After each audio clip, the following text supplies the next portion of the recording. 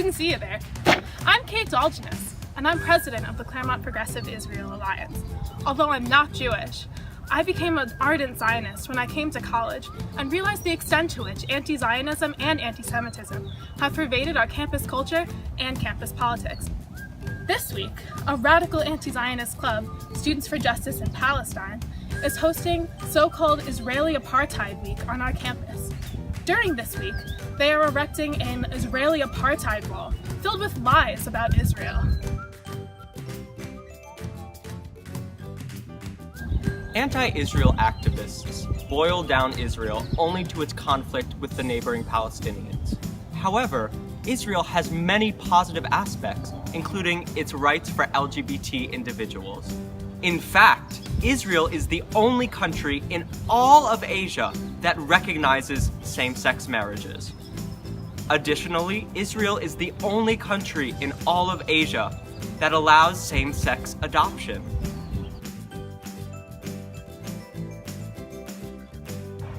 Hi there. As the name suggests, the so-called Apartheid Week is about proving that Israel is an apartheid state, the way that South Africa was until 1994. But that is a flat-out lie. Within Israel, Arabs and Jews have identical legal rights.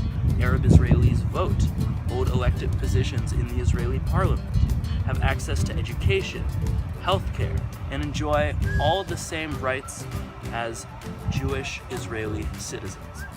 The one exception is that Arabs are not required to serve in the Israeli military, unlike Jews. However, there are still plenty of Arabs who volunteer to serve in the IDF. Just like in the US and around the world, racism exists in Israel. There's no denying that.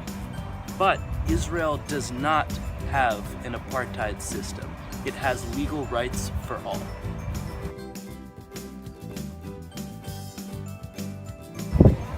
Jews are indigenous to what is now considered Israel and have lived there for thousands of years. The Jewish refugees who came to Israel from Europe in the 19th and 20th centuries were not colonists taking a foreign land, but indigenous people returning to their native land.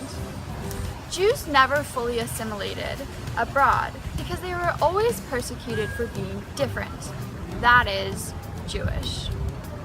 There is no real homeland for any Jew except Israel, and we need to protect the homeland of Israel.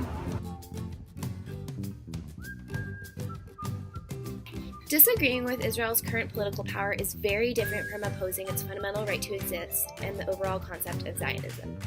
Just like all the other countries in the world don't completely disengage with the US currently because of Trump and the current administration, who are extreme and radical, we cannot associate the idea of a Jewish homeland, the only Jewish state in the world for people who have been persecuted for their entire history, with Bibi, who is also a radical and is not representative of all Israelis or of all Jews, or of the fundamental concepts on which Israel was founded. SJP backs the Boycott, Divestment, and Sanctions movement campaign to economically isolate Israel. They claim this movement is progressive, but even the president of the Palestinian Authority doesn't support it. Boycotting Israeli companies that do business in the West Bank actually hurts the Palestinians more than it hurts the Israelis, by taking away their jobs and hurting critical economic growth in the area. The BDS movement and its manifestation on most college campuses does not recognize the sovereignty of the state of Israel. The founder of the movement himself has said so, and this movement largely exists with the same objectives on this very campus as part of a campaign to erase and delegitimize the state of Israel.